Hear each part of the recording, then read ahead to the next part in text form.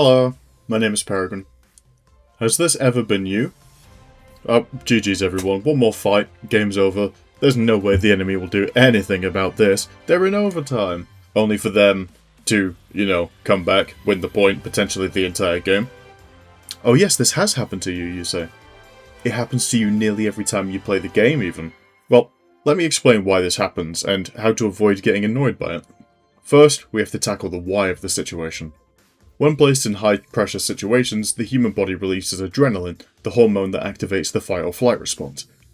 People have been known to do incredible things on adrenaline highs, for example, using the full strength of the human body, moving at much faster speeds than that person normally does, or having a heightened sense of awareness.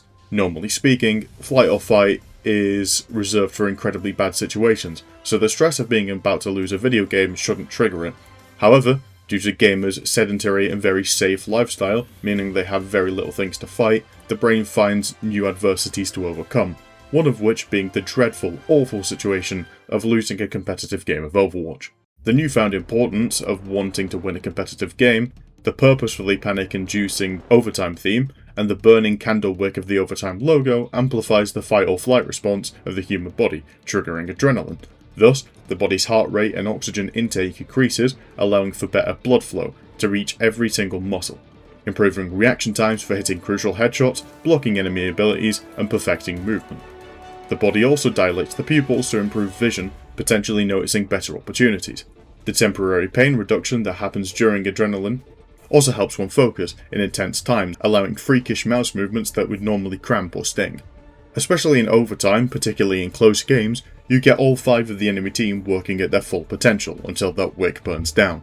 The enemy at their sweatiest and highest cortisol levels. In comparison, look at your team. Wildly low cortisol, yawning at their keyboard after full holding for 5 minutes on Hollywood First. You're not paying attention, you let your mind slip away, thinking about how much Mountain Dew you could fit in your big gassy belly. You've relaxed all of your muscles over the course of the easy defense, and your reaction times and sensors have dulled, like the ethics of a streamer when they make the first million. Even though you might feel the same, you've weakened into an exploitable opponent. Now, to be quite honest, this does not trigger every single overtime, and usually only during games with really good matchmaking. So why does it feel like this happens every single game? Well, put simply, it doesn't. The phenomena of the mystical game-winning overtime push happens very rarely.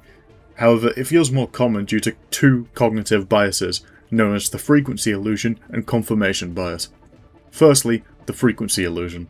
Now that I have pointed out the overtime push phenomenon, you are more likely to notice it happening in your games. However, this is not due to numbers increasing, it is just that now you have been made aware of it, you are subconsciously looking for it more. For example, the image on screen. If I were to tell you it seems that everyone is wearing Crocs nowadays, you will start looking for Crocs without realising it, and to be making mental notes about the fact that you did indeed see some people wearing Crocs today, making you believe that I was right, despite in fact reality hasn't changed. The second cognitive bias at play here is confirmation bias.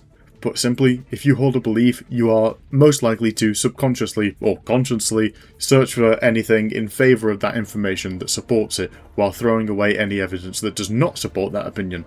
Confirmation bias is commonly used in politics as a form of propaganda, for example, the current zeitgeist against transgender individuals. Due to the large amount of people who already believe that all transgender people are bad, any crime any one of them commits becomes front-page media to provide evidence to those who hate them, in spite of the fact that transgender people commit the same, if not a lower rate of crimes as cisgender people. This information, however, is thrown out because it doesn't match the opinion of the person reading, thus it must be wrong or a conspiracy, so it's ignored. So when I say the overtime push doesn't happen that much, you're much more likely to recall the times it has happened rather than the times it did not happen, to fit your preconceived biases that it happened all the time. I promise you, it doesn't happen this much, so don't worry about it during your games. To avoid situations like this, I have some pretty simple tips. Never lock out, always be locked in. There's plenty of time to celebrate a win once the game is over. Never underestimate your opponents. There is a reason the enemy team is the same rank as you. They have the same heights and same lows as you. And most importantly, don't tilt. If you tilt, you're going to be playing angry, and everyone does stupid things when they're angry. This effect can snowball horribly until you've thrown the entire game away because the enemy cast had one adrenaline-triggered pop-off a few minutes into the game. Remember, things like first points on maps are made to be attacker-sided, so it's okay to lose points to random pop-offs. That's why you were at your rank. If you were better, you'd climb. And hey, you know, at the end of the day, it's only a game. There's no reason to be angry at pixels on a screen.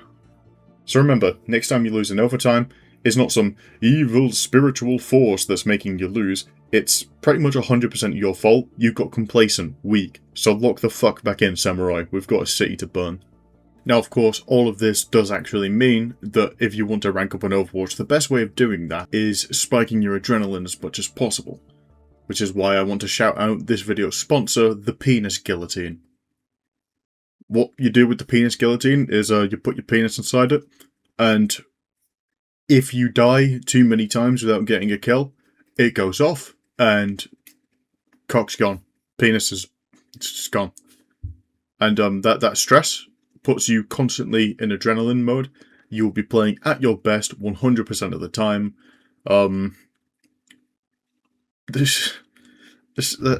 tried to find a way of boosting this video's runtime, and this is the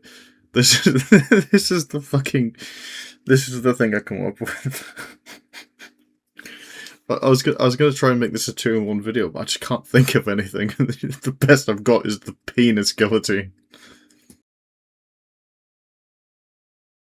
And as always, big shout out to my eggs, Cameron Wilson Fan, Cherry Balls, God Noodle, Lord Gracos, Persistent, Despair, Brian, and Zoe. Thank you for the continued support.